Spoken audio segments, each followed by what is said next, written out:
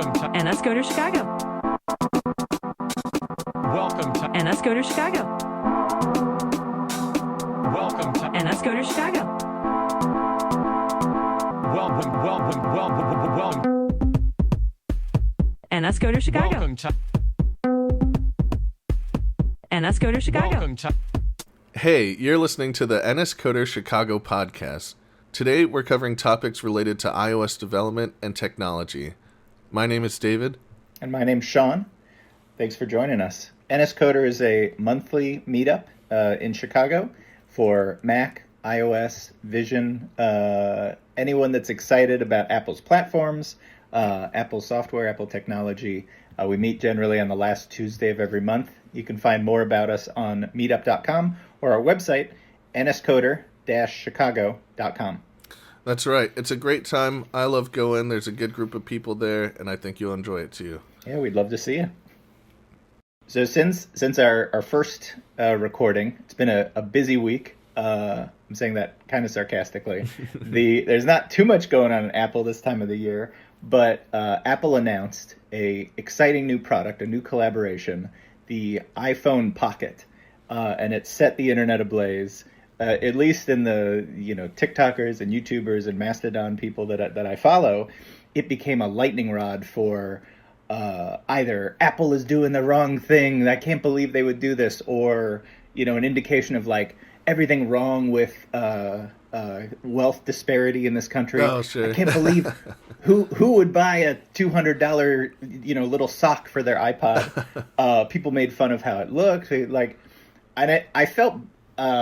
I felt bad because like I wasn't gonna buy one, but like I looked at it and I was like, oh, that's pretty cool. Like that's nice. Yeah, I'm looking at it here. I pulled it up, and it's not too bad looking, and kind of follows a trend I've seen in fashion in general. I don't know if you've noticed, like sling bags are becoming a thing again.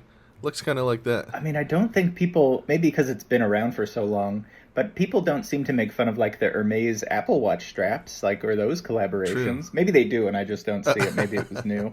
But yeah, I looked at this, this Japanese designer who I had no concept of beforehand. I was like, oh, it looks pretty cool. And everybody online was like, oh, even CNET did a video where their Apple hardware lady, she covered it, and she was just ragging on it for...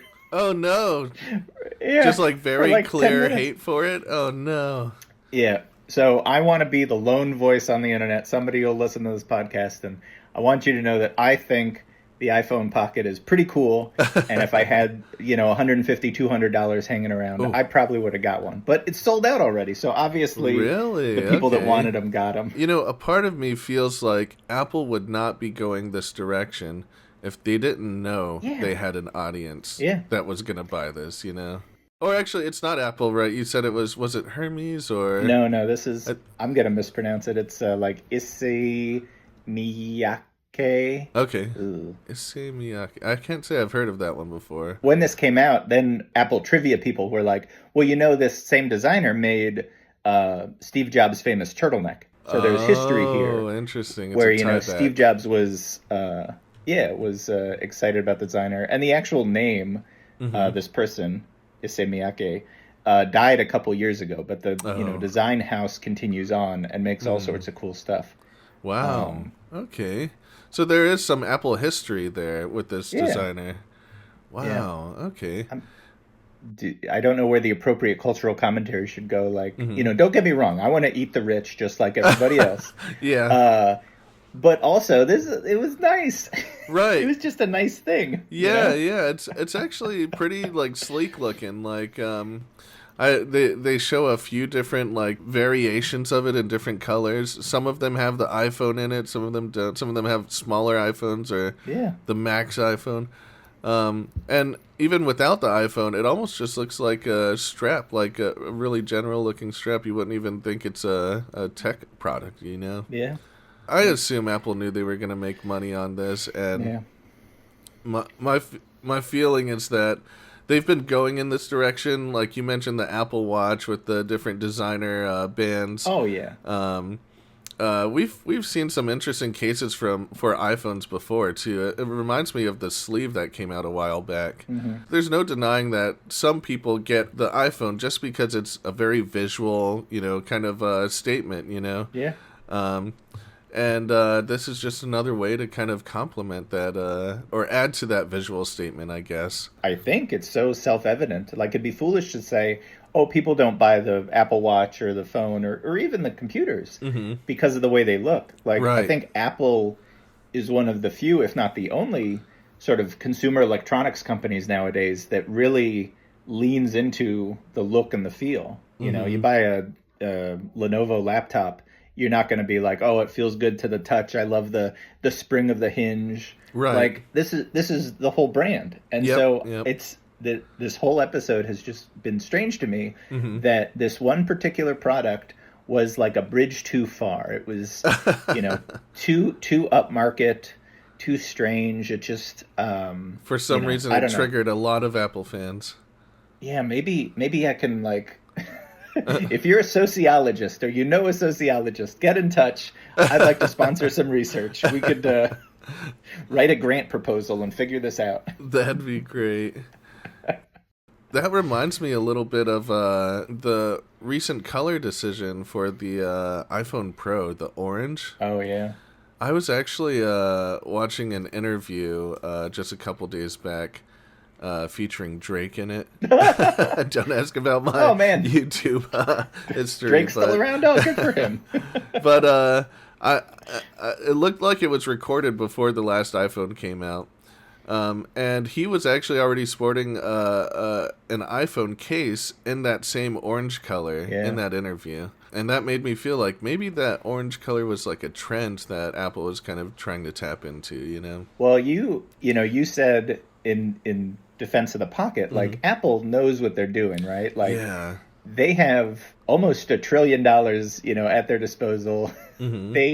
They have market analysts, they have research, they have data. Probably like, the best in the world. Yeah, if anyone wants to figure out what the colors are, I think Apple is probably well equipped to. Oh yeah, especially being one of the companies that cares pretty much the most about design, maybe more than any other of the big companies. Yeah, and it's funny, I won't speak for you because I think you're pretty fashionable, but me as a, I am not in the fashion zone. Like, I like things, but I am a non-combatant.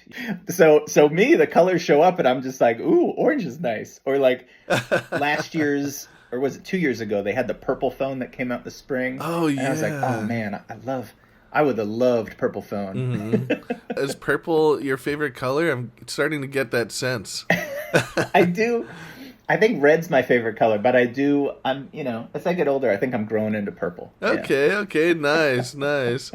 Yeah, I still am very undecided on colors. I'm the kind of guy that'll go with like gray, white, and black just so I don't have to choose. What kind of phone? Do you just have a white Pro? I think I've seen it. I do. I have the white Pro. Yeah. And part of the reason is because it felt like the most Apple of the products. If you look at the the keyboard, the Magic Mouse, the touchpad, it feels like it falls in line with at least the white versions, the first versions of those, Yeah. And then also the transparent case has like a big white kind of blocky area, separate from the one that's already on the phone.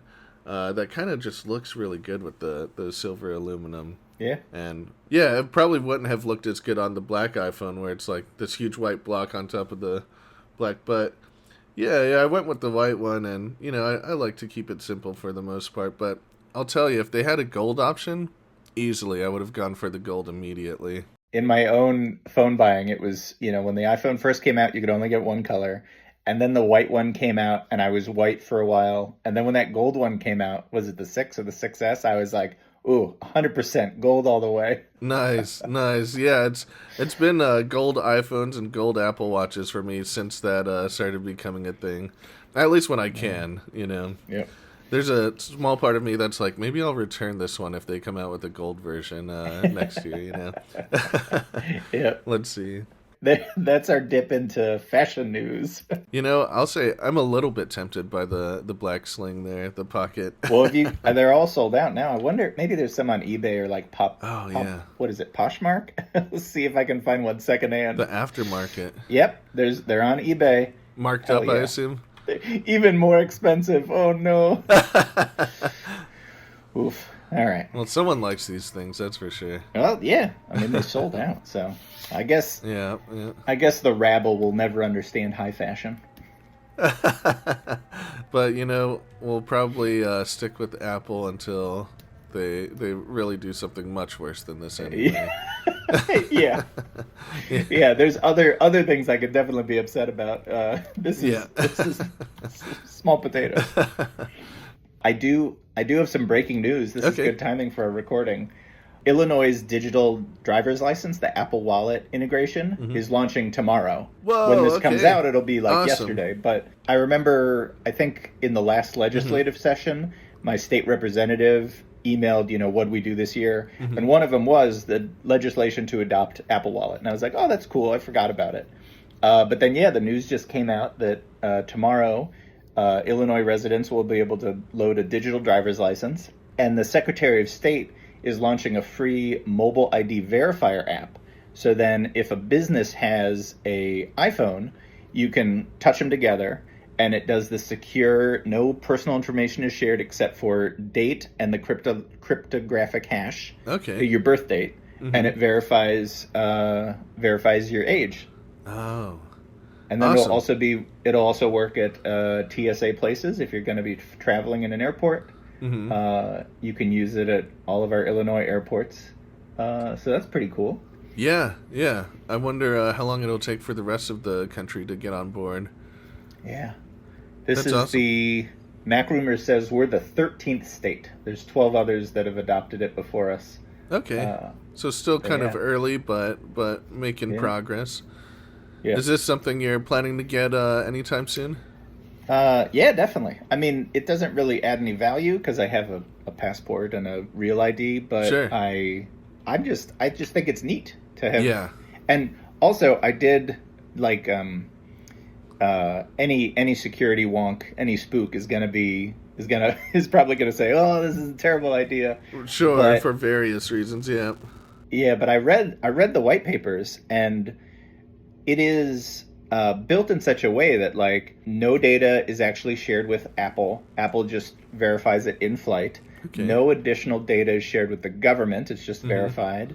So any information you already have with the Secretary of State or the Real ID database or the passport database is already there. And so this cryptological thingamajig lives only in your wallet. Yeah. And then they use that same sort of UI similar to Apple Pay. Okay. Anytime you want to share information. So it says very clearly, this thing is requesting name, birth date. Yeah, a clear notification. Address, I don't know. Or it can just be one of those. So then you have the chance to double tap the side and share it, or you can cancel it and be like, no way. Right. And then it also works with apps. So if an app needed to verify personal information, they could do that, in a cryptologically secure way that no information leaves the device. Sure. So it's as good as it could be. Yeah. Of course, still don't hand your phone to a police officer or any law enforcement people. You want to keep your phone locked. Right. You want to hit that sidebar 5 times because I'm not a lawyer, but I'm pretty sure they can compel you to use biometrics, but they cannot compel you to give a passcode. So you want to make sure your phone's locked up. Okay. But that's a different podcast. That's the security podcast and the civil liberties podcast. Yeah, I'm interested in getting into that one. That's interesting. I think this is great. First of all, I'd rather have like my ID in my phone so I just have less to carry and lose, But second, I know that, the digital world and society in general has just been looking for a way to verify identity for a while. Yeah. And I've seen a few different solutions, including companies just like basically contracting or working with other companies to do the verification so they don't have to. But if it's an official like government record that a digital record that you can kind of reference, and in a a cryptographic way that preserves as much privacy as possible, that sounds like a good thing. Yeah. I know. What state was it? I don't know if it was Texas or where it was, but didn't they recently make it so that you can't visit adult sites unless you've verified that you're 18? And since companies have no good way of doing that, they've just stopped functioning in those in that state completely. Yep. Yeah, it is Texas. I don't know the details, but I've read the sort of criticism is that like it's unclear what adult is. So this could be sort of weaponized against free speech. It's like, is adult content anything where same-sex couples kiss, or is trans stuff adult, or like it could be anything. Sure. But like that aside, you are correct. Technologically, nobody was really ready for it, and historically, I think the Supreme Court has struck down these rules because of the First Amendment problems. It's like they've historically seen a difference between sort of internet traffic and just flashing your ID in a bar. I see. You are correct. The new Apple thing supports those APIs, so it's not a great law, but it's as good as can be, such that if you have an Apple device, you can verify just your ID. You don't have to leak any other information. That information is not shared back, so it's not like the government knows which website you went to. So like, it's better than it could be. Yeah, It's still not great. Yeah, but like, given the circumstances, it's pretty good. Right. Yeah, and I'm sure there's going to be plenty of people who are concerned about leaving more of a digital trace than they already are. Sometimes that comes with conveniences, though. If I'm able to kind of like get more services just by like verifying my like Apple Wallet state ID, I'm kind of okay with that. Yeah, it's really easy to go to either side of the spectrum, right? Like any privacy, any personal information shared is the worst thing ever. Privacy is dead. But like, if the convenience balances it, if the net good balances out, if it's done in a secure, privacy preserving way, that's not so bad. Right. And I think of like, I mean, this metaphor is so overused, but you just think about the Wild West in movies where like nobody had ID, everybody had a gun. Sure. You just shoot first, ask questions later. Yeah. But like that doesn't work for a mature society. Right. And so you sort of apply that to the internet, and it's for 30 years now, 35 years. Yeah. It's been pretty Wild West. Yeah. And then slowly over time, the corporations have colonized it, and it gets more mature and stuff, and it's, I don't know, it's still really complicated, but I mean, with all these things, I just hope that we can do it in a privacy preserving, secure, dignified way. Yeah, and also maybe in like an understanding way of like you don't want to be responsible for anyone who just might happen to have your passcode, right? Exactly. I think you can do like Apple Pay purchases just with the passcode, and so you wouldn't want your ID being or at least being charged for your ID being used by someone who just happened to know your security details. Gosh, yeah. Speaking of passcodes, this is a good reminder. Choose a long passcode. If you on your phone, on your iPad, on your computer, you can use like a childhood phone number or an address or I don't know, 2 birthdays put together. But like on the phone and the iPad, if you choose just numbers greater than, what is it, the 6 digits, you can go all the way up to 10 digits. It gives you a keypad. Like, protect that. Right. Get a long passcode. Yeah, I think that was one of the main reasons they upped it from 4 to 6, just because even just that was a huge improvement in security. Oh man. I used to, being as security conscious as I could be, I used to have an alphanumeric passcode.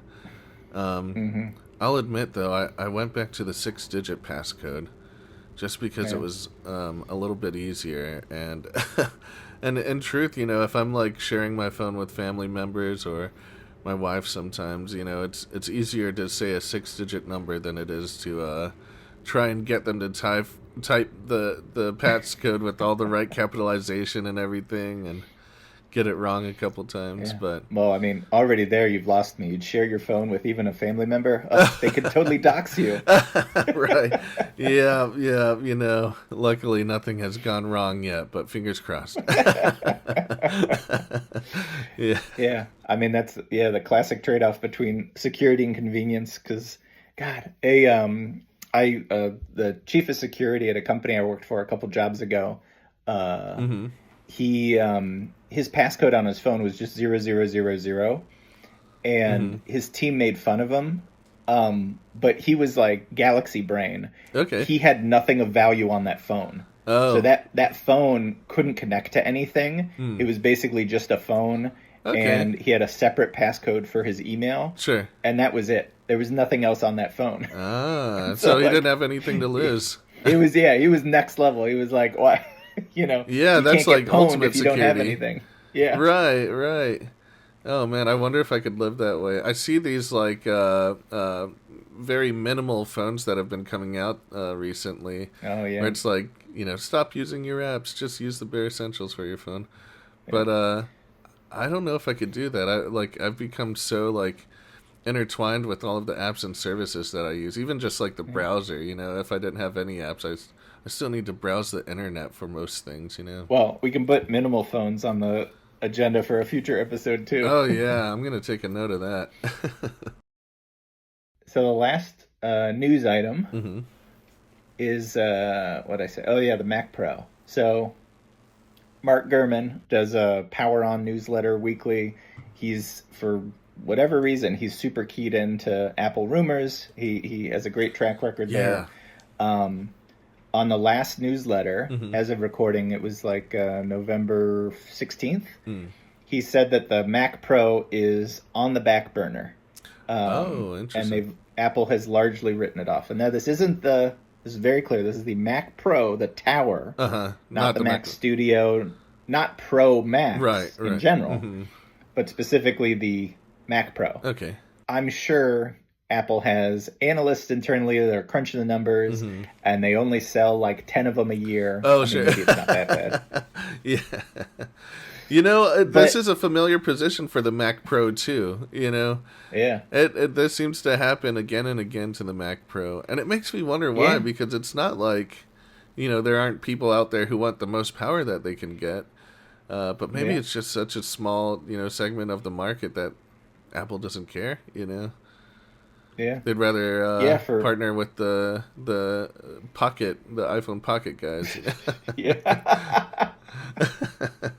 If there's a market for the iPhone Pocket, why can't Apple partner with, I don't know, Lamborghini? Oh, sure. And make a Mac Pro. Yep. Double the price, triple the price. But I Sure. feel like it's important. Maybe I'm being sentimental, but like you said, like the Mac Pro has been sort of forgotten about a couple times over the last 10, 15 years. When I was a kid, like when they were still on PowerPC, there was the G3 and the G4 and the G5. Like I would drool over those computers the way a more traditional man would drool over sports cars. Sure. Like, it's like the hottest thing you could get in that category. Yeah. You'd price out a G5 with like, I don't know, a gigabyte of RAM at the time. And oh man, it's got dual processors and liquid cooled, and it costs $50,000. And then the trash can Mac, Right. What did Apple call it? Which a lot of people hate that design, but I like it. Yeah, I love the design. I just wish Apple could have made it work. Yeah. And so we had this brief, beautiful time where there was the current Mac Pro with Intel, but then in the move to Apple Silicon, obviously they haven't really done anything with it. And I feel like, again, this might be just being sentimental, but I feel like there must be somebody who wants a Apple Silicon like maxed out Mm-hmm. hot rod processor. Just put like 20 of them in there. Yeah. Like, just who cares? Just just 50,000 cores just Yeah. blasting. Yeah, have something there that's setting the bar really high. Yeah, and then no other computer has internal storage. You can't put extra SSDs into any of the other Apple computers. Mm-hmm. And I mean, since Apple Silicon, there's been no external graphics cards, no third-party graphics card. Oh, is that true? You can't even do Yeah. the eGPUs or anything? Well, you can't. I guess you can do eGPUs, Okay, and okay. they would say like, oh, if you wanted to do compute like that, you would connect to a bot. But like, Mm. I mean, maybe that's the answer. It's like because me, I'm just an enthusiast. Sure. I don't actually have a need for eGPUs. I just want it to exist. Yeah. So yeah. maybe, yeah, the true pros are just Thunderbolt 4 or 5, whatever it Sure. is now, is fast enough. Something I've started to feel recently is that even just well, I guess it's still one of their Pro devices, but the MacBook Pros are starting to have specs that are way beyond what I would expect, Oh yeah. I've got the M3 MacBook Pro, and this thing has 48 gigabytes of RAM on it. And a part of me is like, hell yeah, I love having that. But another part of me is like, am I making a use of even a fourth of that, Oh yeah. Like, I still have an M1. I don't use any of the capacity. If I compile something, maybe that's, using the processor. But have you ever felt limited in the last, since Apple Silicon came out, I guess like the last 5 years? I haven't. And I'll say I stuck with the Intel processor until the M3. And I really did start to notice that one was aging. Yeah. So I haven't spent a ton of time with Apple Silicon, but since getting it, I haven't needed more power for anything. And Yeah. I'm also, a little bit of a gamer, and I like to kind of download things from the Steam store, and Yeah. recently there's been some good options like No Man's Sky, which is pretty graphics, demanding. Yeah. But yeah, it seems like Apple computers are pretty capable these days. I've heard the theory that part of the reason why Apple is really jamming as much power into these, especially the Pro devices, as possible, is because of the AI, advancements coming out, Yeah. and a desire to have as much of that happening, locally on board as possible. Yep. And that makes sense to me because, of course, you need a lot of power to run some of the best models, But otherwise, it's like, I think the average person is probably getting way more power than they need in a MacBook Pro. And I know for me, the first time I got a MacBook Pro was when I was entering college. I was originally going for graphic design. I can imagine someone getting into graphic design today and not needing, even a quarter of the power that comes in like the M4 MacBook Pro or whatever the latest version is. I think I haven't checked Walmart.com today, but I'm pretty sure that they're still selling the M1 Air MacBook Air for like $599, $699. Ooh, not a bad price. For somebody like my mom that just does like, she's got her photo library and she writes documents and she writes emails. Mm-hmm. I'd be like, yes, 1,000%. That's more than you need. Yep. One place that I've started to feel like there might be a little bit of performance, holdback. I don't know if how dramatic it is or if it's, really even perceivable at all, But they updated the Vision Pro from the M2 processor to the M5 processor. Oh, yeah. And initially, the reviews coming out were saying that they didn't notice any kind of difference at all. But then, of course, someone decided to do a side-by-side of loading up a few different things, trying out a few different features. And there you could kind of see, in some cases, the M5 was like twice as fast. Oh, wow. But twice as fast was, in these examples, was around like maybe like 3 or 4 seconds versus like 8 seconds, Yeah. And so that's enough that like, a few more seconds can go by and you don't really notice the difference. But that did make me wonder like, oh, are some of the earlier Apple Silicon chips maybe going to start becoming noticeably slower, you know? I hope I don't have to upgrade. I think the thing that would push me is if Apple actually cut off new features. If they were like, you need an M3 or better to do something, then I'd be like, well, Sure. I guess I'm on old hardware again. Yeah. Even, in your example, like, well, maybe people did, but we didn't hear them. But I don't think anyone said that the Vision Pro was like slow. Right. Yeah. No one's saying that it feels slow. Right. Yeah, but it could certainly be faster. I mean, everything could be faster. That's true. Yep. Which is why we need a Mac Pro with like a 1,000 cores Right. and a hot rod engine on it, and it's got to burn, jet fuel. Yep. And there is something really satisfying about like seeing the best and most capable machine churn through something that should take like half an hour in just like a few seconds. Not to mention, there's always going to be like that super small sliver of the pro expert market that will actually use that technology and will vouch for it so that other professionals, are willing to use it too. People like, industries in Hollywood, companies in Hollywood who just need to move as fast as possible. They don't seem to value that Halo car. Sure. You have that one sports car that can go, 0 to 60 in 2 seconds. Sure. But nobody really buys it. But you make it because it's important. Right. It's a statement. Yeah. I mean, John Siracusa said this 10, 12 years ago. Like, if you Google Mac Pro Halo car John Siracusa, you'll find this article that he wrote. Okay. 2013 he wrote it. Jeez. Yeah, and there's value in simplifying the product line. I did hear recently that they were even making updates to Apple services and in an attempt to kind of bring down the bloat of all their different offerings. But yeah, I don't know if the Mac Pro feels like one of those, feels necessary to cut out. Yeah, I mean, that's in all these conversations.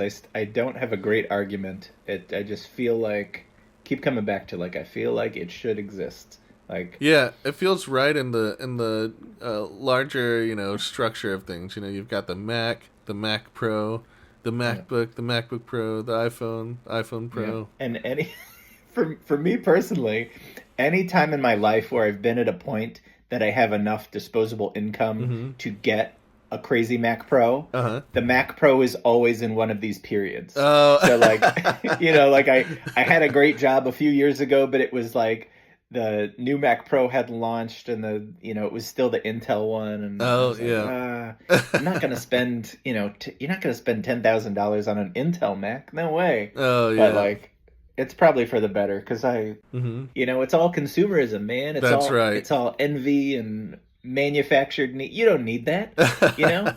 You could probably just use your laptop screen if you really needed to. That's so true. Oh, but still, it would be nice. Do you know about the Steam Deck? Oh yeah, all the Steam Deck news, the new hardware they announced last week. Oh yeah, which is super exciting. But something I've liked about the Steam Deck for a while is that while it's a gaming handheld, it's also a fully functioning Linux computer, Oh, wow. And there's a part of me that's like, if I ever had to go as minimal as possible, that would be my main driver. It's got a small screen on it, but it's got good enough input. You can plug in peripherals, and it's a fully functioning computer at the end of the day. And, there's a part of me that, like, okay, transitioning from what I have today to that would be rough. But after making that transition and getting used to it, I feel like I could be happy with that today, So you're imagining a sort of digital minimalist, digital nomad lifestyle where you got rid of all your hardware and all you've got is a Steam Deck and maybe an external hard drive or an external keyboard. And then you're just... Yeah, or maybe I just go to, like, libraries and plug into their monitors, Yeah, that's true. Man. Yeah. You could live free. That my wife just gave birth to twins. I think about their future with technology, and just as like someone who wants to kind of like save money and make the most out of every little thing as possible, I'm like, maybe I'll get them some Steam Decks and they won't need a computer for a long time, Yeah, I cannot imagine. The world will be, obviously a much different place. Yeah, yeah. You mentioned, I mean, it's loosely technology related, so I feel like we can talk about it. But you mentioned the new Steam hardware that came out. Oh yeah. The new VR headset Yeah. is technically a full Linux computer too. Yeah. I don't think they gave release dates yet. Early but- 2026 is as much as they've been willing to Okay. say. Yeah. But yeah, seeing those demos, I mean, every time I see a VR headset, whether it's Vision or Oculus or the Steam hardware, I think, man, I could really use that. Like, I feel like it's really important that I have one of those for some reason. Sure. And then I think about it, and I'm like, well, probably not. But like, it demoed very well. All the coverage was very, Yes.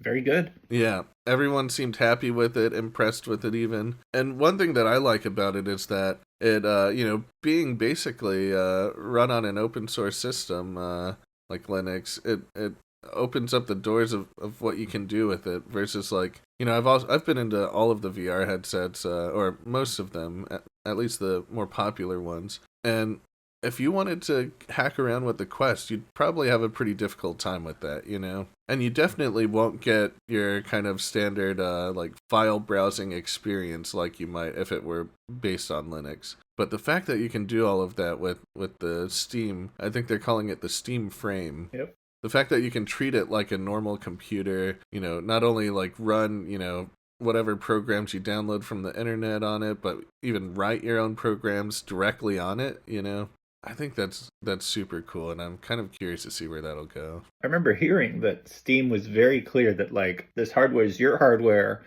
If you want to run games on it and never, hack it, cool. Mm-hmm. If you want to hack it, install a different operating system, whatever, you don't even have to jailbreak it. You can just use it, Yeah. Which is so refreshing that you could just buy this hardware and you own the hardware. There's not any sort of like, Yeah. you don't have to jump through any hoops. You don't have to hack it. You're just ready to go. Yep. Yeah. Yeah, there's a dev kit for it. Proton, SteamOS, or you can hack it and do other stuff. Yeah. And given that you can have that desktop environment experience, I mean, it becomes another case where, you might not need a traditional computer anymore, Like I was talking about maybe getting the kids like a Steam Deck, but maybe a headset will do just as much, I mean, by the time they're doing stuff, maybe it'll be just glasses. Yeah, Throw true. Some augmented reality glasses on them. I do think about that sometimes, but my feeling is that just like laptops and phones are probably going to stick around. They've been compared to like the semi trucks, right? Like even though you can have something faster and sleeker, the heavy duty stuff sticks around. I think the larger headsets will probably stick around too, and just have extra features and power. There's a need for the Mac Pro of VR headsets out there somewhere. Exactly. Yeah. Oh yeah. Even in, I don't know, let's say arbitrarily 100 years, like even if compute is infinitely faster than we can imagine now, there'll still be somebody who wants it to be slightly faster. Oh yeah. Or slightly more powerful or more complicated. Yeah. There's always that need. There's always going to be a group of people on the edge of what technology can do, trying to push it a little bit further. Or maybe we'll just all be cats and dogs to the AI robots that control us. Maybe we won't care about the most powerful technology anymore. We'll just sleep all day, eat food when they feed us.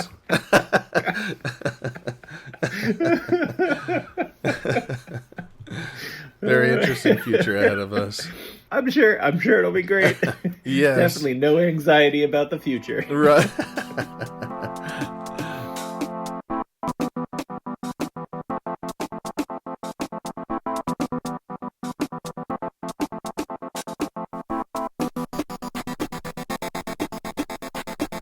This might feel like a loaded question, but I'd like for you to try and run with it, even if you have to play devil's advocate. Okay. Why now, as we approach 2026, is it a bad time to become an iOS developer? Oh, boy. Little segment we call talking you out of being an iOS developer. The thing that we're all so passionate about. Yeah. I mean, we touched on this in episode 1, so completionists, go back and listen to this. When, if you started developing for the web when the web was new, there was HTML, and then there was JavaScript, and then eventually there was CSS, and, et cetera, et cetera, et cetera. If you rode that wave, you learned with, you grew with the ecosystem. And at this point, like, it's overwhelming, but, like, if you were there at the beginning, your path, sort of mirrored the web. And so, like, with the iPhone, if you got on early, if you were making iBeer or iLighter, if you were writing Objective-C with a static UI, and you grew with the platform, like, it's just easier to grow incrementally as opposed to diving in to everything. Sure. And so, I think my perspective on the question is, like, market forces aside, ignoring the, like, can you make money doing it or not, just getting into the platform is overwhelming at this point. Yeah. It's not that it can't be done than it used to be. Yeah. I mean, people learn Swift every day, right? And people can, you listener, can get into it, no problem. But like, compared to, the good old days, there's just so much to catch up on. Yeah, just so much more complexity. It's not as simple as, like, one screen, static app, 500 lines of code, boom, we got an app. Yeah. What do you think? Why would I got more reasons, but what do you think? What reasons do you have? I'm actually surprised that this might be low-hanging fruit. I'm surprised you didn't mention this immediately. Maybe because AI is going to take over programming in the near future. Maybe. I know as someone who's been in the industry for over 10 years, I am already leaning on AI to write a lot of code for me. And it's not good enough that I can just trust it 100%. But it is good enough that in many cases, I'd rather describe what I'm trying to achieve and see what it does as a first pass, and then, build on top of that. And in that way, it almost does feel like it's writing most of the code.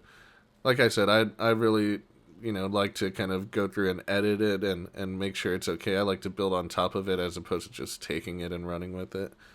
But it in that way, it really is writing a lot for me. And at the very least, like, kind of proposing, the initial direction for me, Yeah.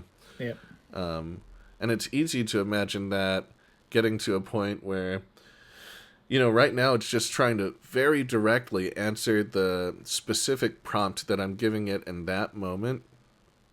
But it's easy to imagine a future where it has the context of what you're aiming for as your overall app or project, or, what you're trying to achieve. And with that context, it's able to kind of, figure everything out from the very beginning to the completion of that product or some version of it. And if it's able to do all of that, and, it's already more capable than it was just a few years ago, just 2 or 3 years ago, if it's able to do that in just a few years, then maybe knowing a programming language, knowing how to program, whether it's iOS or any other platform, feels like it could be an old skill, maybe a less relevant skill. That doesn't mean it's not worth learning, because there's, like, even though you can go to the store and buy, like, sheets of paper, there's still something, nice about, like, getting all of the raw materials yourself and, like, pressing out your own, sheet of paper, and knowing that you made that yourself, and, knowing the whole process behind it, knowing exactly what went into it. Even with food, right? You can, like, get food anywhere, like fast food or any restaurant, but, learning how to make it yourself kind of gives it a different sense of value, a more personal kind of touch. I think that could still exist with applications. But I don't know if the reasons for becoming an iOS developer over the past 10 years or longer are still good reasons today. maybe the reason to become an iOS developer in the future will be simply for the artistry and the craft and the enjoyment of making things, as opposed to, a decent career, like maybe that's not the reason anymore. Or maybe it's a reason right now, but maybe, who knows how long. Yeah, yeah. Well, when we're in the mix, like we're living in the now, it's really difficult to like untangle market forces, economic incentives, AI, like it's all in a jumble. And so maybe in a couple of years we'll be able to look back and say, oh, the reason why Microsoft was making so much money and also laying off 10,000 people every 6 months is because of taxes. I don't know. Sure, yeah. Or maybe it was AI. Yeah. Like we don't know. Yeah. But for app development, or I guess for any software, you drew a good distinction between like the craft, like even if software is totally abstracted and in a few years like imagine just the best apps are written where you just say like, hey computer, do this and make it good and I want it to be pretty and it should work really fast, and the computer does it perfectly. Somebody will still have to mine the raw materials, we'll have to design circuitry, we'll have to do whatever lithography. I don't know how it works. You make the processors. Sure. Somebody will have to build a compiler. Maybe the compiler is augmented by AI. Maybe you're like, hey, AI, write me a good compiler. And it does a good job. Yeah. Maybe it takes over those tests too. Yeah. But then if you assume that AI is like, if we take for granted that AI is like really good and perfect and does exactly what you want, then the number of Joe's jobs is way down. Yeah, yeah. And so as a job, I don't know, like if I could, inspire children today, I would say, well, I don't know, learn software if you like software, but it's definitely not like, 2016 or 2001 or sure. Even during the e-commerce boom during COVID, like the demand is just not there, at these, you can see this in the boot camps too. Like there's just far fewer and the sort of programming dev camps that exist are much smaller, much, fewer and far between. Yeah. And so I think I got lost, but what I was trying to do is ride your wave of, there's personal creativity, the craft. Like, I really hope that forever there's somebody who's like, I'm going to build my own circuit from scratch. I'm going to learn how assembly works. Yes. Like, that is fun. Yeah. Whether or not it's economically rewarded, I don't know. Like, it depends. Right. Yeah. And, I think that it helps to have people in those deeper levels of creation. It would be terrible if everyone just wrote, every new product with a prompt to AI. Like, you need people who really understand the nitty-gritty side of things, especially because there's never one right way to go about things.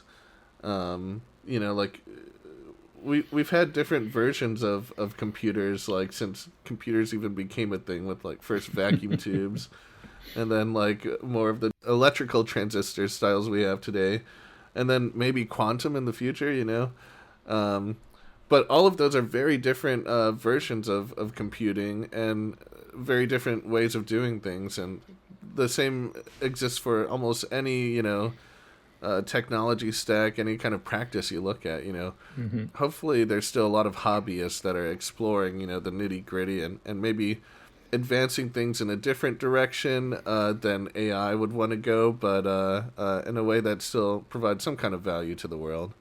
Just because there are 3D printers, or let's take something older, like ceramics at scale. Like you can go to Target or Walmart and buy plates for your house, right? And whoever, probably a company in China, blasts out thousands of those.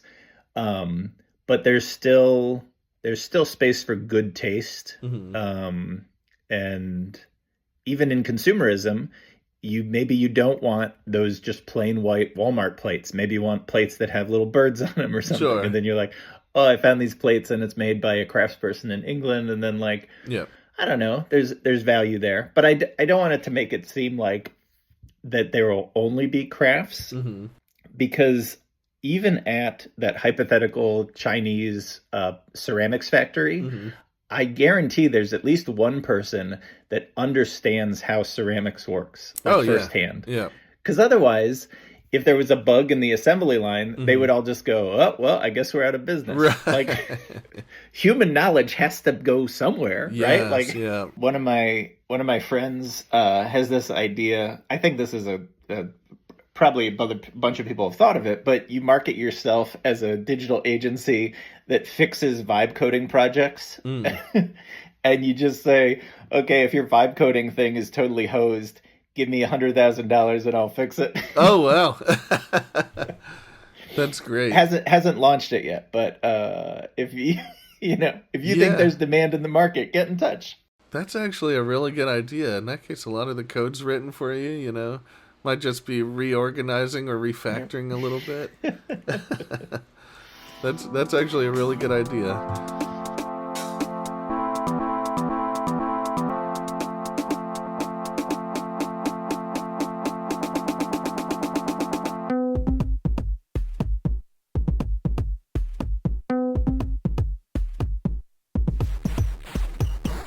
We might have started moving in this direction already, but the next question I had for you is, why is it a good time to become an iOS developer? I keep coming back to good taste. You know, if you've got a bingo card, Sean's saying good taste again. I think there's space for good taste. I have to believe, or else I would, I would just sign off the internet forever. I have to believe that there are audiences for good things, that do things, that solve problems, that are joyful, that like help people. And so Apple's platforms still, and for the foreseeable future, have, I think, billions of people in their installed base. So, I don't think that there's the open web, of course, but the open web, even now, is still a little confusing to, randos and newbies and normies. If you can get an app on the App Store, I'm not saying anyone's going to look at it, but if people want to look for it, if people look for it, you are open to upwards of 1 billion people around the world. Yeah. And that is an incredible thing, I don't think any other platform, I mean, of course, people will say, oh, Android and the open web. Yes, I know. But I don't think any platform is as approachable and available like Apple's platforms. Yeah, that kind of taps into some of my thinking behind it, too. There are very few things that you can build today and immediately distribute around the world with any level of ease, Yeah. And iPhones, maybe they're not the most popular in every country, but they're pretty popular worldwide in general. Yeah. And if you make an iPhone app, chances are you're going to be able to share that with a good number of people. Definitely some people and a lot of other people you don't know. And there's no guarantee that it will be a profitable experience. But at least that opportunity exists. And having that kind of reach, like I said, it doesn't exist everywhere. If you wanted to design a physical product and distribute it around the world, it would be so much harder. Or even, I've been into these niche music devices recently. I've seen how much they struggle just to fulfill their Kickstarters and their Indiegogos, just because of the manufacturing issues, Yep. Every time I see that, I'm like, man, why didn't they just design a software version of this? We've got these blank slate, touchscreens in our pockets.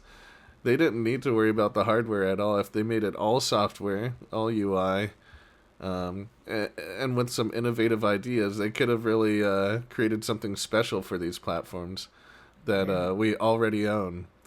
Man, wait, you just gave me a great idea. Yeah.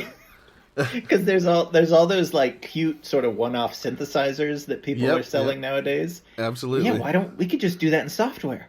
Actually, I've already started on my own. I'd love to show it to okay. And I'm being serious about that. I've actually, it's amazing what you can get an AI to write you in just like 2 minutes. Nice. But I've got an app that it initially started with the piano keyboard, 2 octaves, but I realized, that's not very optimal for a touchscreen, so I turned it more into it looks more like a drum pad. But one of the things that I've liked seeing recently is these music hardware products that try to tackle chords from a new angle. The chords are obviously the foundation of music, and you're often limited by the number of chords you know how to play, and sometimes the different combinations that you can come up with for that limited number that you know. But there are these companies that are making these chord machines for music that allow you to just experiment, and you don't have to memorize how to do the chords. You might not even remember the chords, the list of chords that you came up with, the combination you came up with while you're experimenting. But you're able to come up with something really quick by just, playing with these very basic chord machines. And I'm like, these don't have to be hardware. And so, yeah, I started baking some of that functionality into the iPhone app that I've been tinkering around with. And it's awesome. Even more, maybe this is another good reason it's a good time to become an iOS developer. iPhones, I think, are more friendly with other devices than they've ever been because of that USB-C port. Yeah. And everything that they've baked into it, really. And so Apple has a way to get audio in and out of the device through that port. But it can also take MIDI in from other, music devices, or put MIDI out to those devices. Even better, the iPhone serves as a MIDI host. And so some of these synthesizers, they do MIDI out, and they can, record MIDI onto your computer or some other kind of production device. But they might not play well with each other because they're all MIDI devices, not MIDI hosts. The iPhone can be either. It can play as a MIDI device that outputs to something like your computer, or other production thing, like Teenage Engineering has their OP1 and different production devices. It can be a device that feeds into those kinds of devices, or it can be the host that takes in MIDI from various devices. And so there's just a lot of interplay that's possible there today that actually hasn't always been there. I think a lot of that has only started to take shape in the past 5 years or so, with USB becoming more of an Apple technology, Yeah. I mean, you can plug in any of the standard sort of audio hardware things if you want to line in, line out, if you wanted a guitar in. Anything just plugs in and it works off the shelf. Exactly. Was it last year or the year before that they added, it might just be iPad only, but they added more advanced sort of audio routing into the system. Okay. So you could do podcasts and stuff like that, and sort of route the right audio to the right place. Sure. Yeah. Yeah, I'd have to look more into that, but I've seen that kind of capability with some iPad apps. I wouldn't be surprised if it's been brought over to iPhone at this point.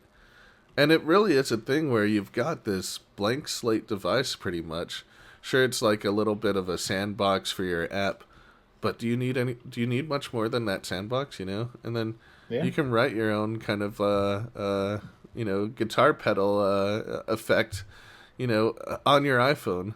And it surprises me so much that at least in the music industry, that they're not taking more advantage of that. But part of the reason might be just how hard it is to stand out in the App Store, Yeah. Because maybe you're lucky enough to be one of the apps that Apple like features in their categories, in their top apps per category. But yeah, I sometimes wonder why people aren't taking more advantage of this hardware that we've got everywhere. And it's literally just like, it's not even very branded, right? Like, it really does feel just like a blank screen, a blank canvas for you to put anything on and brand completely yourself. Yeah. It surprises me that more people aren't taking advantage of that. But maybe people just don't trust Apple enough or something. I don't know. Maybe I'm not good at searching the App Store, or hey, maybe it's not my fault. Maybe the App Store search is terrible, but I'm always surprised with the sort of blank spaces where it's like, I can't believe there isn't an app that already does this thing, Mm-hmm. and then I kind of forget about it already. Mm-hmm. But like, yeah, in like, I guess thematically, the reason to the reason to going back to your question, Mm-hmm. the reason to get onto Apple's platforms as a developer is if you are like excited about building something into these platforms. Because if you want to do it to have a hit or to be rich, like the chance of that happening is very slim. But like, Yeah, kind of always has you, been, except for yeah, the very beginning. I mean, even I mean, one day I'll show you some terrible apps I wrote in like oh, okay. 2009, and you'll see I had no chance of getting rich. Okay. But even in your answer, you're like, oh, there's this open space with music production. That's really powerful tools. I mean, and Apple gives you so much with their audio toolkit and the graphics toolkits and stuff. Like, there's lots to be sad about. It's the best of times, it's the worst of times, right? Like, there's lots to be frustrated about, but there's also tons.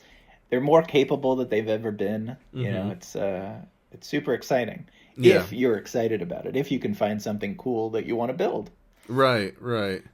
And I will say, specifically to iOS devices versus something like, something more open source like Linux, iOS development, it still has great resources in terms of documentation. Still, you can count on to be like really a sound product. Like the camera's usually going to work, the microphones and inputs are usually going to work. It's a pretty stable place to build software.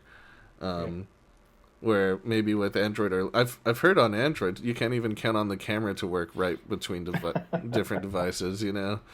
And so maybe that's another reason why it's a good way to go iOS specific even. Yeah. One day maybe we'll invite an Android dev on and they can defend the platform. But until then, we'll continue to badmouth it secondhand. That's right. I don't think you can do anything on Android. We are iOS people here. Yeah. There's something, I think I might have told this story at an NSCoder meeting before, but there was something about the development tools on Mac OS X, like Interface Builder, and was it called Xcode at the time? I don't even think it was called Xcode. There was just something about Objective-C and the layout and Model View Controller that just felt like home. Yeah. And I was like, this is good. And then when the iPhone came out years later, there was something so compelling, and you said it, about you don't have to stand up a web service, you don't have to figure out a server. You just make app, and it's on your device, then you show it to your friends, and you're like, look at this, I did this with computers. Right. And they're like, wow, that's great. Yeah, it's an amazing thing to be able to do, and by the looks of it, it's only going to get easier. And there's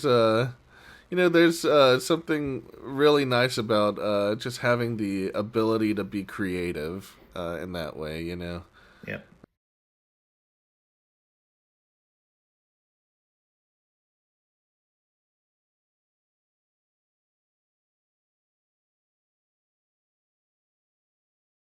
Is a computer science degree still worth pursuing today? I think this is something a lot of people, especially students, are really wondering about. Yeah. So it's funny. I guess the timing is interesting that you asked that, because like I was hanging out with my mom's side of the family Okay. a week, 2 weeks ago, 3 weeks ago now, and we were, you're just talking like family does. And then one of my cousins Mm-hmm. is applying to colleges, and everybody's like, oh, what are you going to do at college and stuff. And then my mom and I were talking about my college experience. And I arguably theoretically had a lot of potential, but like growing up in Florida, they had a program where you could, if you met certain requirements, your college was free. Like nothing, no loans, no nothing. It was the Florida Bright Futures Scholarship. Awesome. And so I got the whatever it was on my SATs, and I did the GPA requirement.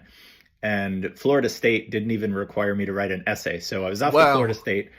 Okay. And that first year, I took, it was like a liberal arts stream. I took like cultural imperialism and history of the American Indian and like Shakespeare and popular culture and history of religion in America. Like, okay. Just total. And my mom at this event was like, oh, you wasted your first year. And I was like, no, that was not a waste. That gave me tools, to think about the world. Absolutely. And then I got real defensive about a liberal arts education. And I was like, no, kids today, everybody wants to make money, but we'd be better off if you could just like for free, go to school, take classes in things that you wouldn't normally learn about. And so getting off my soapbox, like if you are interested in computer science, this is similar to the other answers. If you are interested in it, if it brings you joy, there's like a whole world of information technology and semiotics and technology and engineering. Like it's a whole universe to explore. Go for it. But if you want to make money, like don't even go to school. If your number one goal is just to make money, drop out of school now, grab some AI, and just scam some people into giving you money. Oh, there you go. Figure out some AI slop that will like generate some income. Yeah. Is that too cynical? I mean, it feels absolutely realistic today, Nothing about that seems unrealistic. But yeah, I like that approach. Like maybe no degree is really worth getting today. Maybe we're living in a time where you just gotta hit the market, throw something out there, and see what you can make in terms of putting a product out there and how much it's gonna make you in terms of money. What's not your goal, but what is what is your goal? Or young person in your life, what is their goal? Do they want to be a well-rounded person? Or do they want to, and I'm not saying the only way to be well-rounded is to get a liberal arts degree, but like, and it's also super difficult because like less and less is college is free. Maybe, go to Germany, become a citizen of the EU, and then you can go to school for free over there and just explore your passions. Wouldn't it be great if that was the first thing that everyone got access to with this AI revolution? Go to college as long as you want. Just study as much as you want. Maybe it'll be useful in the things. AI future. Yeah. Well, did you? Am I remembering correctly? You don't have a computer science degree, do you? I don't. I have an art degree. I went to actually here in Chicago, UIC. I got a moving image degree in the fine arts. After bouncing around between graphic design, photography, and video. And luckily that gave me a really solid ground for understanding, the user experience of an application. But yeah, eventually I decided it wasn't going to make me enough money to buy things like the Vision Pro, There's that money again. Yeah. That's how they get you. Exactly. But that said, I'm so glad that, computer science not only existed as a good career path to begin when I did, but that it paid so well for that time, There were very few things that you could get into that would pay as much without really solid education in that field, Yeah. Yeah, I think I would have to agree with you that, like, if you if you just want to make money, in my case, I didn't need to get a degree in it.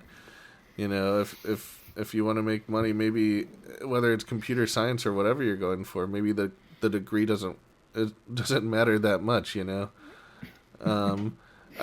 the truth is, I mean, even before this whole like AI thing started, making the future look uncertain, I've met so many people who got jobs in completely different fields than the degree that they got. And in many cases, I think the degree just kind of serves to prove that you are able to stay focused and committed on something long enough to get something like that degree. Or if you are lucky enough to work in the field that you graduated in, maybe you get a little bit of a pay bump compared to peers. Yeah, it's not, or maybe it's never been like a direct connection between, you have a piece of paper, therefore you can get money, Yeah. If it was ever the case, it is less and less that case. Yes, Yeah. So basically what we're telling students today is forget it on the computer science degree. Is that fair? I mean, if I I think I told this to my little cousin. I was like, if it's paid for, like if the state of Michigan or your uncle, her dad, my uncle, is paying for it, then yeah, get the like most useless degree you can, follow something outside of any of the money making scams, and learn something about art and humanity, Sure, as opposed to business and science. Yeah, something that can serve as a good foundation for like generally understanding the world, beyond a specific skill or track. Because it's funny, like, now more than ever, we live in a world where everything's available with a few clicks. You could learn about anything right now. You want to play a song or learn to paint or, get somebody to age. Lecture me on like intersectional feminism through the 19th century. Like, it's all there, but you have to go and look at it. Yeah. So like, yeah, that's the hard part. Like, you have to have the at patience least with college, to do they it. kind of force you. Yeah, that's right. You these days, it's I think most people their ability to sit with a single piece of content for a while is diminishing. But I don't think it's something that can't be corrected. And with enough determination, you can learn anything. Okay, so students, don't get the computer science degree. Get something more worldly instead, or just start your own company and make money however you can. I mean, I remember this guy I worked with. He's never going to listen to this, but Bracken, if you're out there, hi. He would get so fired up at NSCoder meetings. Oh, he'd be like, "You don't need a degree. You don't need anything. Just like go on YouTube and watch a tutorial. You can figure it out. Just start your own company." He's got the right idea, and that becomes more and more true every day, I think. Yeah. And I mean, he did start his own company, and awesome. He seems to be doing well. So very cool. He's proving it. Awesome. Yeah.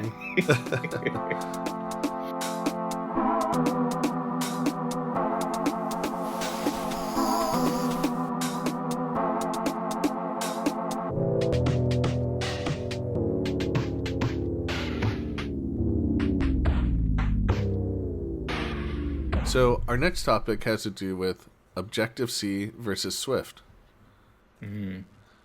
Does Objective-C still feel relevant today? If you talk to any of our colleagues at big companies with really long running apps, I have no inside information, but here in Chicago, Grainger, United, Expedia has development teams that have been working on apps for a really long time. They're probably going to bump into Objective-C here and there, and it's tough to tell your business colleagues, your stakeholders, Mm-hmm. oh, we just need to rewrite this entire thing that works fine in Swift. Right.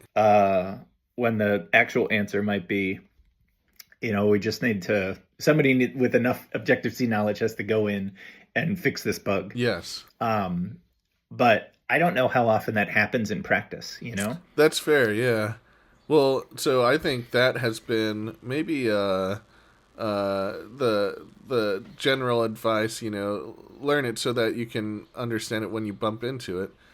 But more recently we've got AI tools. Does that still stand against just popping the Objective-C into AI and making having it summarize it for you, so you don't have to understand it yourself, or even rewriting it in Swift so you can understand it better? Yeah, that's a good point. Yeah, I mean, well, you've got more hands-on. Have you tried that, throwing Objective-C at it and being like, just make this Swift? I haven't. Fortunately, I started with Objective-C, and so I can read it pretty fluently. But I have looked at other code bases.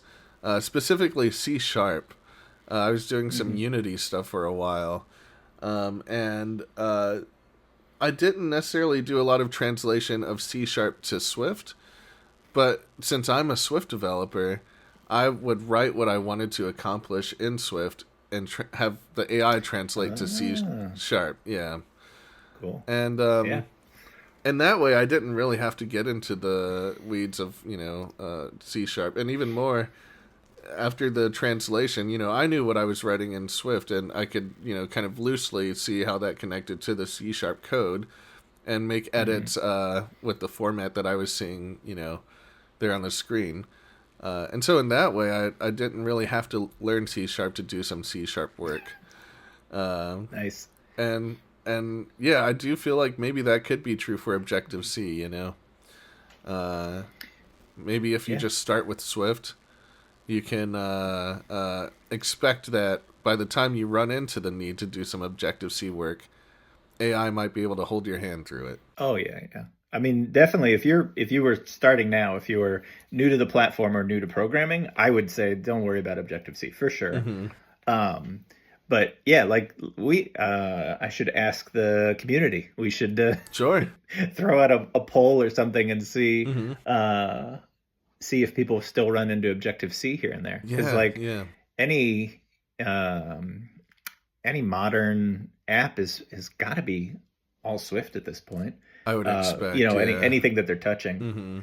And you make a great point about even being able to, even if you don't use the code that the AI provides, even if it can just translate it, then it's basically speaking your language. Right. And so you can use that as an intermediary. You could probably fix bugs just the, same way you were doing it with C#. Yep.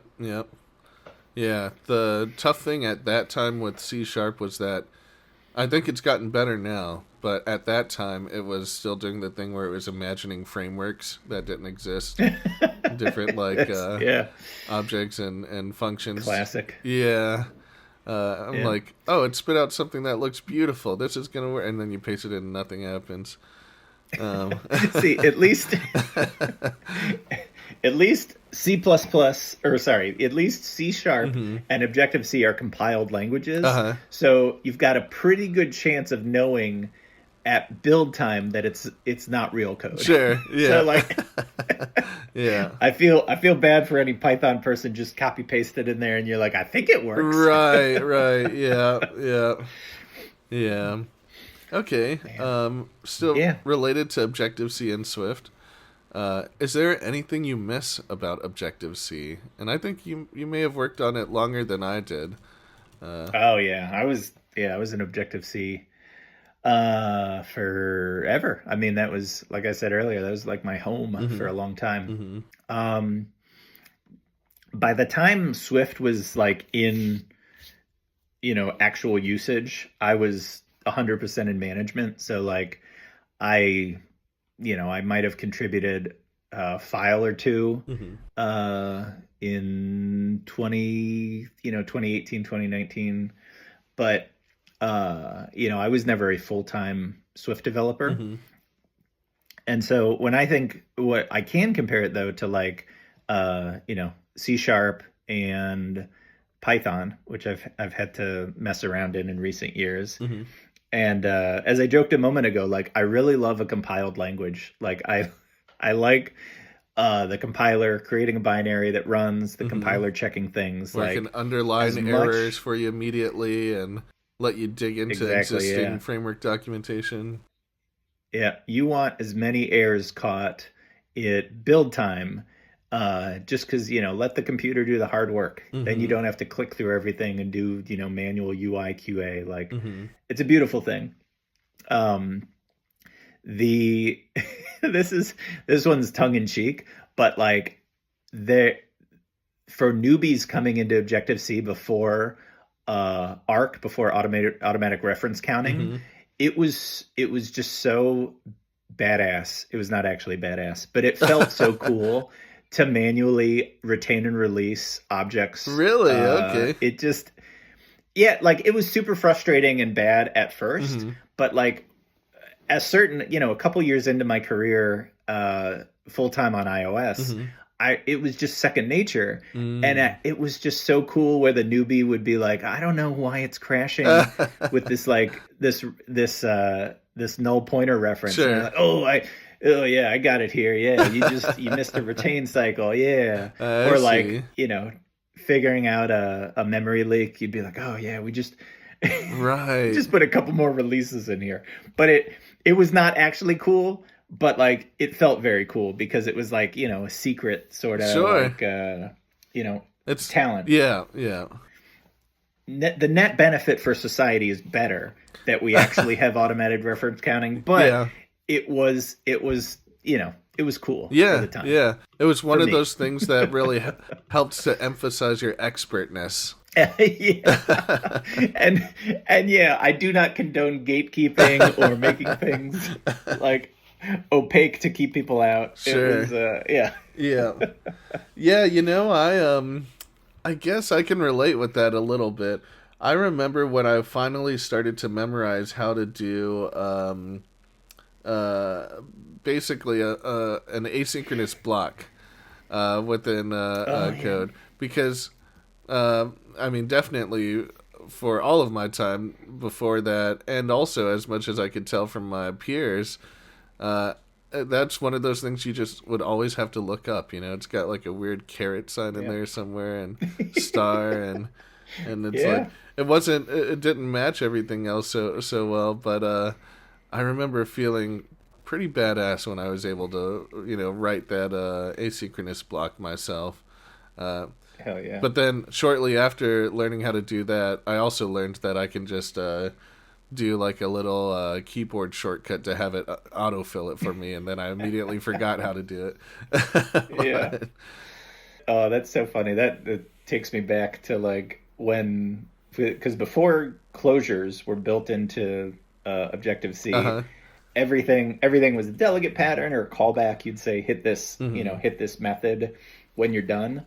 And then closures come out, and all of a sudden you feel like you're in the Matrix. You're like, oh yeah, this code is traveling through time, like it'll run in the future. And I'm the one in meetings that's like looked up the Wikipedia entry on like closures and lambda calculus, and I'm like, well, obviously, non-deterministic something like. Wow. I must have been insufferable. I apologize to anybody that had to work with me. I'm sure it was fun, I mean, you started with like, what do I miss? And like, I think what I miss is more Apple stuff and just Objective C, because like I was good at it. Like maybe I missed the expertise, Yeah. And I could get that by like, I guess programming full time again. Sure.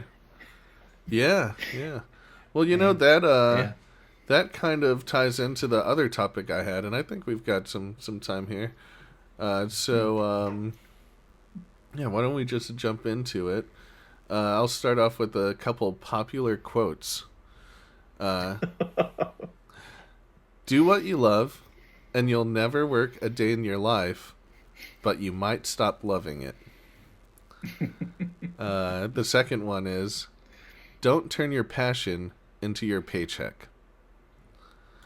And so obviously those two are separating the difference between doing something as a passion or what you love versus a job. I've got a little write-up here. There's a phrase used in psychology called the passion trap, which describes how turning something you love into a job can shift it from something called intrinsic motivation, driven by joy and curiosity, to extrinsic motivation, driven by money, pressure, and deadlines, changing the way you think and feel about it. And so the first question I have here is, after many years working in iOS, have you experienced a decrease in passion for development related to work specifically? This could be, we could do a whole episode. We could have some guests on about burnout and mental health in software. Oh yeah. So for me personally, and you teed it up perfectly. Thank you. Because what I realized, and the reason why I quit a previous job, which you can figure out if you look on my LinkedIn, is that I was totally burned out. The only thing that I did was for extrinsic motivation. Like I only realized after the fact that I had lost joy in like everything else. The only way I could get myself to do anything was because somebody needed it at work, or the customer was gonna do, or like there was no intrinsic motivation. There was no spark in me for anything, whether it was computer stuff or cooking or music or painting or anything, you know? Yeah. Even exercising. Like I really love going to the gym, and it was like, well, if nobody's asking me to or telling me to, like it'll just be work and then sort of lie on the floor. You're saying you were burnt out not just in programming and on the job, but in life in general. Yeah. And there's much, I'm not equipped to be a therapist to anybody. There's a great presentation on burnout from I think it's the Game Developers Conference. So if you look on YouTube for like occupational burnout Game Developers Conference, you'll probably find it. But yeah, this wonderful woman, I think she lived in Sweden, talked about her experience and did a much better job than I could do. But yeah, when you're so burned out, when you're so far gone, you know, you have no motivation for anything. And the things that you're supposed to do at work are, you know, just feel insurmountable. Everybody's mad at you. You're in a terrible, like, it's just, it's a bad place. So like, I'm abusing your question. Oh no, take it away. Yeah. But yeah, what I would say is like, finding that balance, because you need money to live, right? But like finding that balance between how much money you need and how much of a person you can be is essential. Like that is the problem of modernity. Yeah. Because we've got, you know, everything available with a click, whether it's knowledge or entertainment or even food, brutal sadness and terrible ideas. Yeah, it's all out there. Yeah. And so, you just have to be on guard against it. And if you find yourself in that place where you're totally burned out, like you got to figure out a way to put up walls or extricate yourself from it. Yeah. I can relate. I'm not sure to the full extent that you've experienced, but one of my most recent roles, I worked at a place for 5 years, and it's hard for something to not become very like systematic and dry after 5 years, you know. Yeah. And I did feel that feeling of I'm just doing this just for work, and when I'm not working, all I want to do is watch TV or like sleep or maybe video games. But honestly, not even that, because I think it would, you know, that still required some mental, you know, focus and you know, if I did play a video game, it was a game that I was familiar with and didn't have to learn anything new, you know. But the funny thing is, because you mentioned that it's like something that that you kind of have to like address when you start feeling that burnout. Um, I think that was the hardest thing for me, was to realize in the moment that I was experiencing burnout, you know? Yeah. Because it's hard not to just, I mean, obviously, we're all trying to figure out, like, smooth routines for ourselves that we can follow, that are predictable. And so it's hard not to feel like, it's just a very smooth routine that you're going through. Yeah. I think it wasn't until maybe after I had gotten out and started to, so I got out of that 5-year job just about a year and a half ago, maybe around a year and a half ago. And that was also when I started feeling the pressure of the market, where iOS jobs were beginning to get harder to get. Yeah. And that's when I was like, whoa, I haven't been doing any of my own side projects. I haven't been working on my own company, which is an ambition that I've had for a long time, Yeah. And so I kind of had to kickstart that part of myself again, like get things running again, and Yeah. it wasn't a smooth transition because at least with work, you've got things that you're working with for usually weeks at a time, different features. Usually you can tell, like, what's going to come after that thing you're working on. You have some rough idea of where the direction things are going. And then suddenly when you don't have that, it's like, I have to, like, pursue things based on my own interest or what I think is important, Yeah. Which can also change, like, much faster than it would at work, because at work you've got to coordinate with so many people. And if you're like me, when you get out of that bad spot, when you're coming out of burnout, you don't even know what you like anymore, and you're like, well, what do I want to do? Right. Why do I do anything? Yeah. And you gotta light that ignition again. And it helps to feel a little bit of maybe it doesn't have to be desperation specifically, but it helps to have some kind of other motivation besides just the paycheck, Yeah. Amen. But I basically started feeling that, and I view it ultimately as a beneficial thing, like as a positive thing, because it really has, that time away from that company specifically. Which, to be honest, I don't think it was just the iOS development that made it into a burnout situation. It really is the work environment. You started to get at that a little bit. Yeah. But it's your managers, it's your team members. They've got their own pressures and grievances that they bring to work, and you feel whether it's directly affecting your life or not. And it ends up directly affecting your life in some way if you have to deal with it almost on a daily basis, And so getting away from all of that was super great for me, and then allowed me to finally be like, well, let me get into idea mode again. And of course those ideas were driven by my own interests or what I thought might be valuable.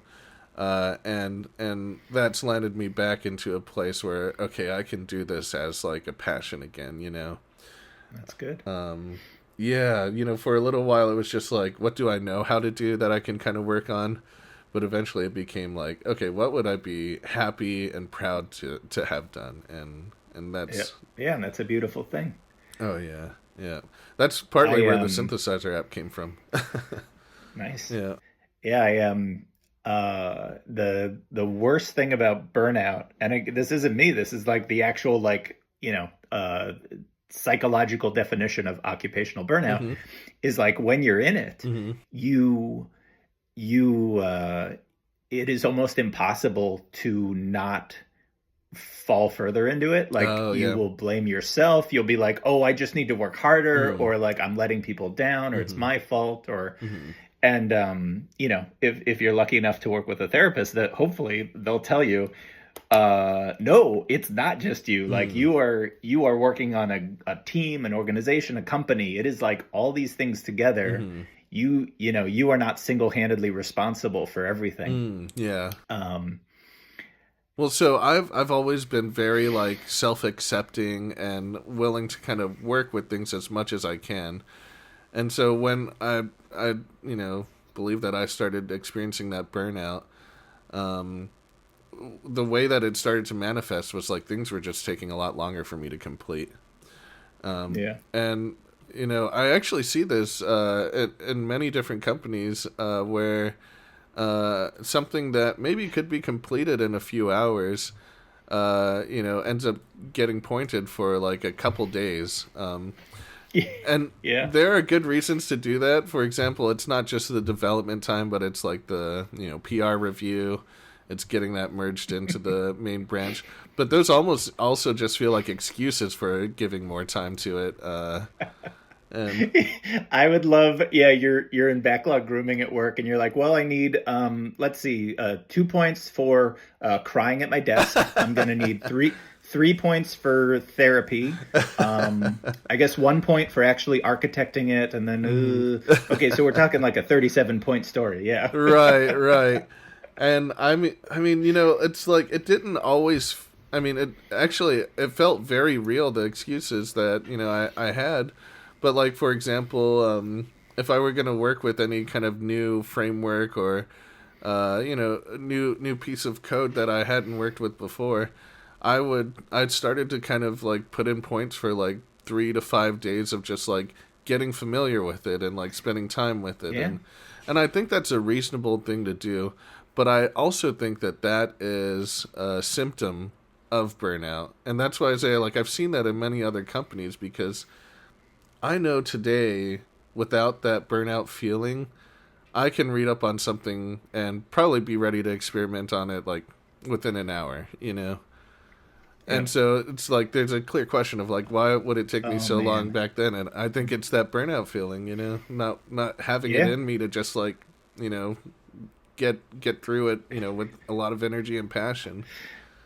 Yeah.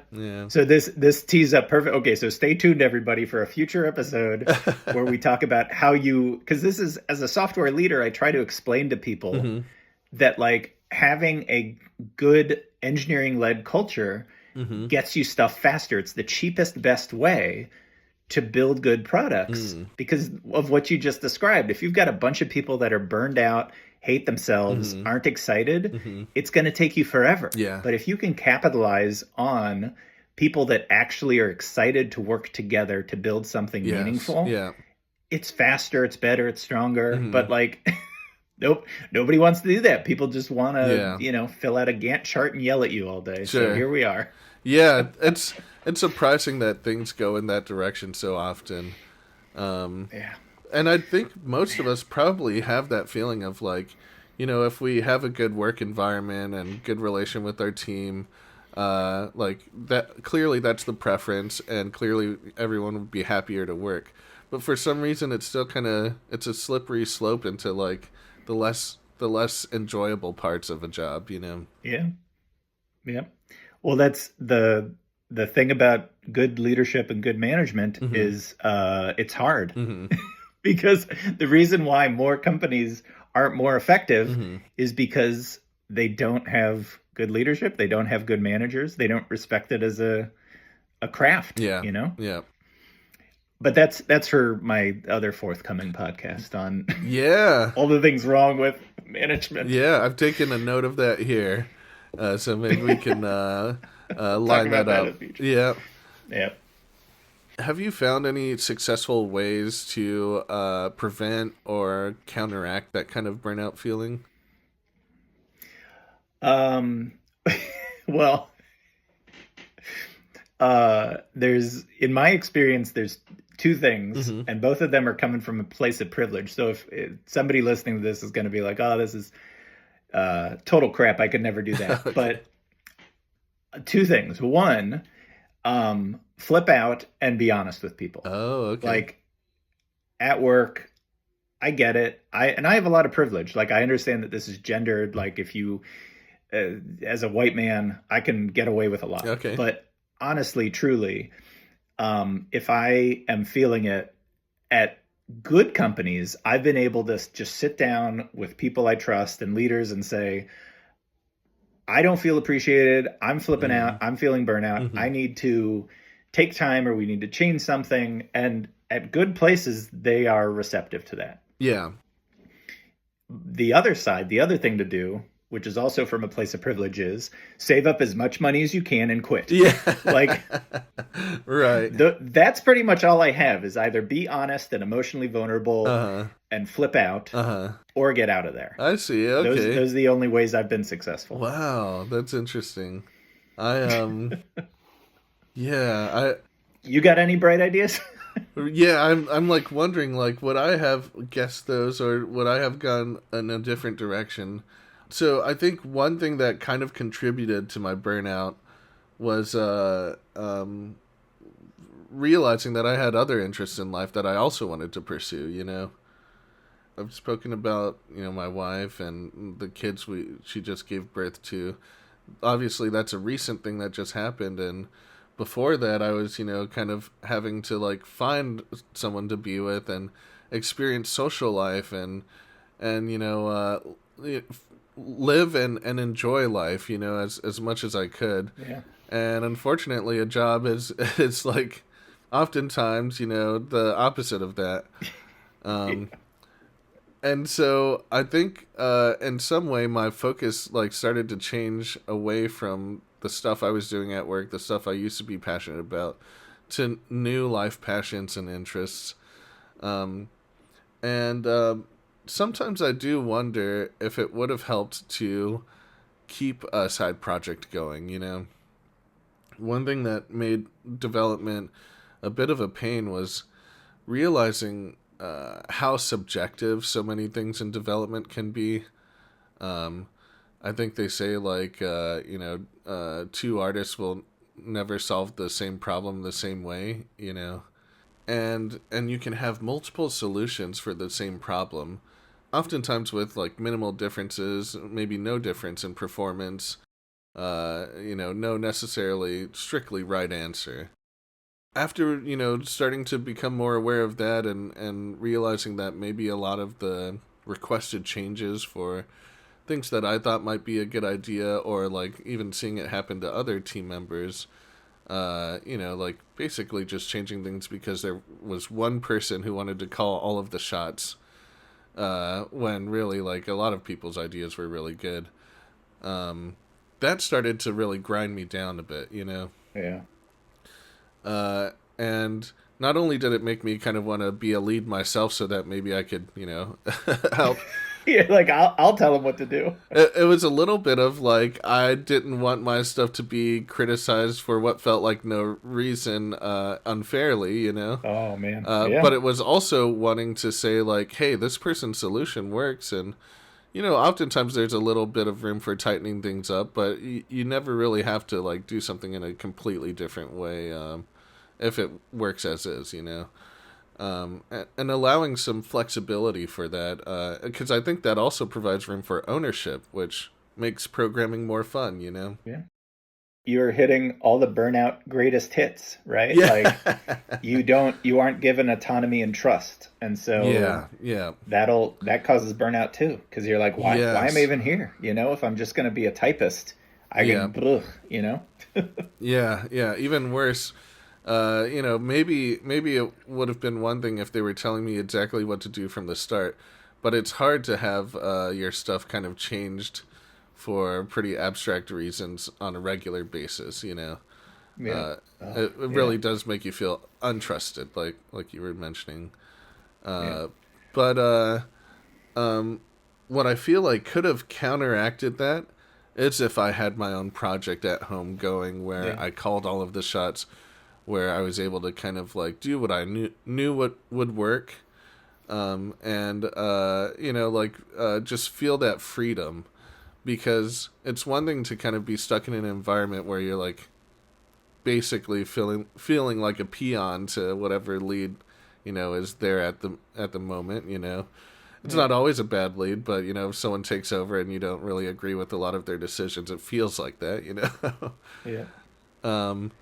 Versus like when you're at home, and you're doing your own project, you can prove to yourself like, yeah, I do know what I'm doing, and look at how good this works. And like maybe in some cases I don't want to put the energy into making this as perfect as can be, but this works, and come back to it later, and there's a lot of flexibility. There's a lot of freedom, and by having that, there's more joy. You've got more space to kind of just like enjoy it. Yeah. If I could kind of rewind the clock a little bit, I think that's what I would do to try and counteract some of the burnout, because I think that's probably now what makes me feel so empowered as a developer, is being able to make decisions like that, being able to make progress, like over time, and see those decisions kind of pan out in good ways, Yeah. And yeah, I can imagine anyone who doesn't experience any of that is eventually gonna get burnt out. Yeah, I think there's something deeply human about like autonomy, ownership, progress, like being able to, try stuff and build things and see whether it's a sculpture or code, Mm-hmm. you want an artifact of your progress. You built something, you did something, and it was yours. Mm-hmm. And if you can keep that, I worked with a guy a long time ago who I was always so impressed that he cared exactly the appropriate amount about work. Like he had tons of outside of work things, which granted I have never been good at. And so I'd be like, "Oh, are you frustrated by this?" And he's like, "Hey man, I get paid the same. I'm going to do this, whatever." Nice. And he did a great job, but I just always envied his ability to find that fulfillment, outside of work. Yeah. And, like you said, like if you could accept that, like, I go to work and I just do whatever this guy wants. And then when I'm not at work, I'm doing this other stuff and I'm happy and I'm enjoying it and I'm growing. Like, Yeah. That's a beautiful thing if you can figure it out. If you can balance it. Yeah. I think it requires a bit of wisdom and experience to get to that point too, because I remember getting into programming thinking that there might be like just like the most ideal solution and everyone's going to work towards that together. And maybe where there's not a most ideal solution, at least there's some understanding for like, yeah, that can work in this case, or maybe some group decision on like what kind of style you might want to go, what kind of architecture you might want to have. And over time, I realized that things aren't as ideal as that. At the end of the day, you have to like battle ego, and you have to battle, sometimes the lead might not be as in tune with what you're working on, but has their own idea anyway, and is just going to want you to do that no matter what you have to say about it. And that requires a little bit of experience. You have to kind of see that before you like, or maybe someone can tell you about it ahead of time. But once you do kind of realize that, that's when you start kind of moving a little bit differently to kind of work with that, and I think it took me some time to discover that, and that discovery itself was just a little bit disheartening, which, again, like contributes to the burnout. I don't know. We'll have to listen to this after you cut it all together. I don't know if this is an optimistic message or a pessimistic message. Study liberal arts. Don't learn programming. Do learn programming. But it might be find painful. Stuff outside of work. Yeah. How about this? Is there anything you're excited about in iOS development right now? I'm really excited about finding a secondhand iPhone Pocket on eBay. Ooh, I'm gonna okay. try to snipe a good deal. Yeah, become that fashionista you've been dreaming of. Hell yeah!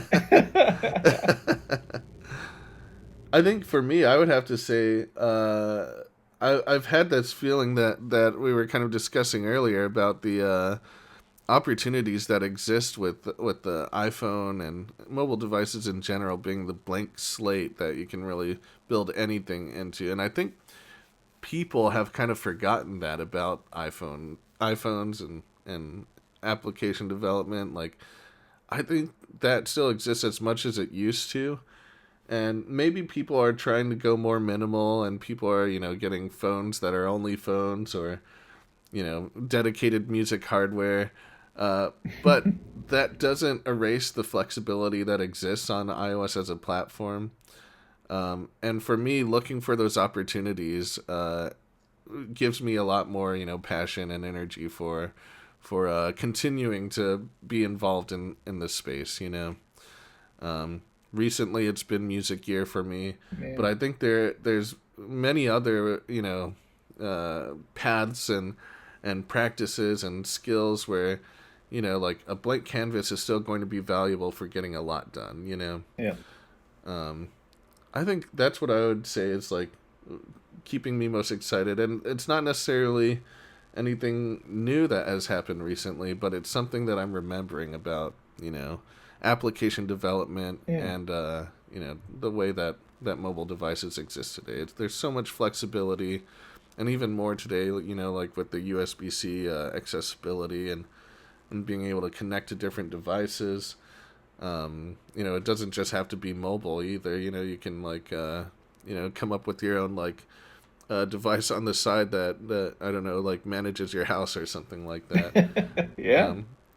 Remembering that flexibility, I think, is keeping me excited about development today. Welcome to NSCoder Chicago. Welcome to NSCoder Chicago.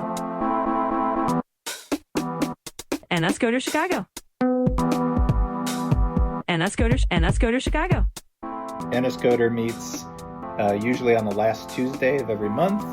You can find more information by searching meetup.com or go to our website, NSCoder-chicago.com.